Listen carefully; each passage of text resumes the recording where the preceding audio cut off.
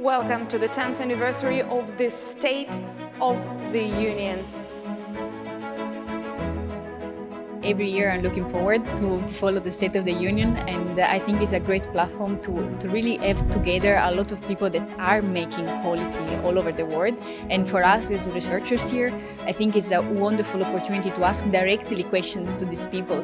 People are talking of protectionism, deglobalization, globalization not working. I prefer to think of it as re-globalization, that the way that globalization is working is being reorganized. Indeed, every year around Europe Day, Florence becomes the center of our union. Normally Florence attracts everybody, but now we're doing it hybrid and still everybody's willing to come. It's such a great opportunity to choose topics that really matter to the world and to get key people from all over talk about these issues. It really brings people together. Well, the theme of this year's conference is really the looking outward. So it's on the multilateral agenda, which is really important because there's a lot of tensions in the world today between the US, between China, between the EU. But there's also really a lot of issues that are very important where we need cooperation, right? So think about climate change, think about the pandemic, of course.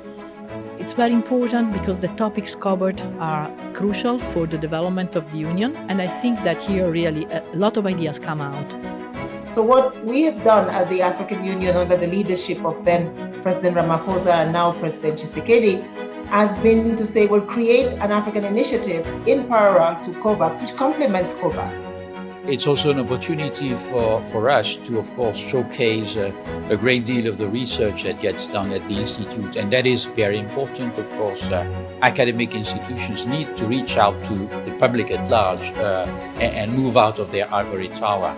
Well, we have, I think, 150 fantastic participants. And secondly, it's a good way of basically thinking about what's going on in the European Union. You need to do that. You need to sort of stop, think for 2 days, listen to people, get different impulses.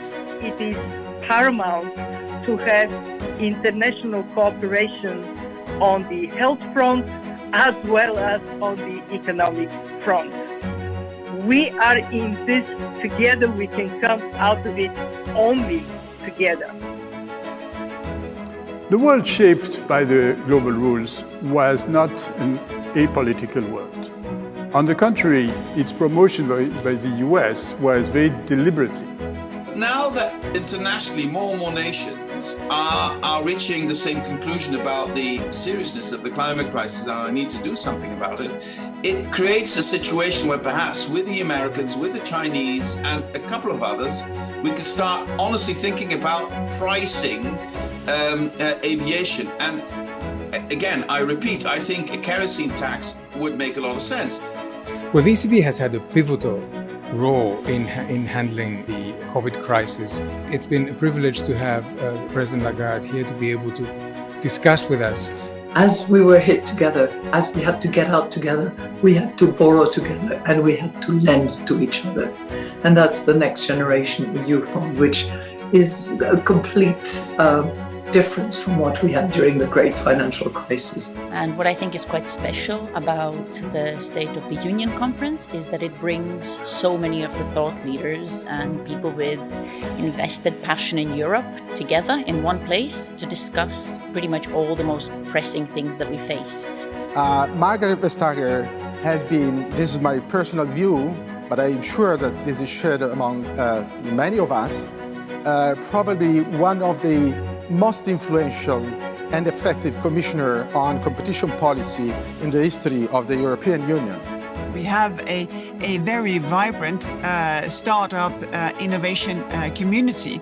And I think it's important not to see Europe as lagging behind, starting this new big chapter of digitization where data really makes the difference. The integration process is a fantastic tool to modernize our country and to make Albania a full-fledged European state, ready to become member of the European Union, but member or not member, to be a European state. In a nutshell, what happens here once a year is that political leaders from Europe and beyond come together with thought leaders to confront ideas, to discuss, to come together to solutions, hopefully, and to then leave the hills of Fiesole to implement them. If you look at one of the most profound changes over the last 75, now 76 years, yes, it's climate change, yes, it's new technologies, but it's also this shift of power. Dependencies. Have you decided that Europe needs to relocalize its supply chains? Can you talk to us a bit about what you've found out and what you've decided in the strategy? Well, thank you very much. Thank you. Good morning, Peggy.